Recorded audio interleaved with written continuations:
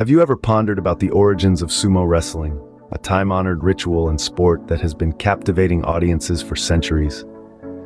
The story of sumo wrestling begins in the Yayoi period, spanning from 300 BC to 300 AD. This period saw the introduction of rice cultivation in Japan, and sumo was born from the rituals associated with praying for a bountiful harvest.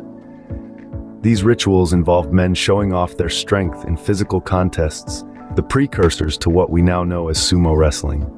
Fast forward to the Heian period, from the 8th to 12th century, sumo wrestling evolved from a rural festival activity into a form of military training for the samurai class.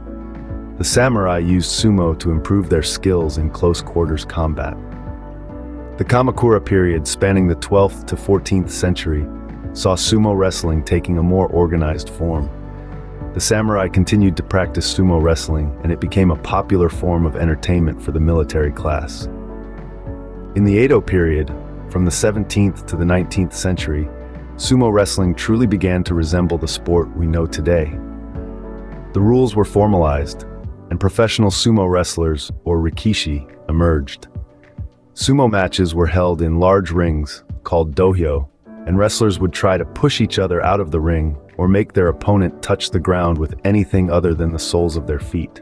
The Meiji period, from the late 19th to early 20th century, saw the establishment of the Japan Sumo Association, the governing body for professional sumo wrestling. The association organized tournaments, or basho, and set up a ranking system for the wrestlers. In the modern era, sumo wrestling has become a symbol of Japanese culture. It's a sport steeped in tradition, with wrestlers adhering to strict rules and rituals. From the ceremonial salt throwing to purify the ring, to the elaborate silk aprons worn by the wrestlers, every aspect of a sumo match is a nod to its rich history. In summary, sumo wrestling has a long and storied history, evolving from a harvest ritual into a beloved sport.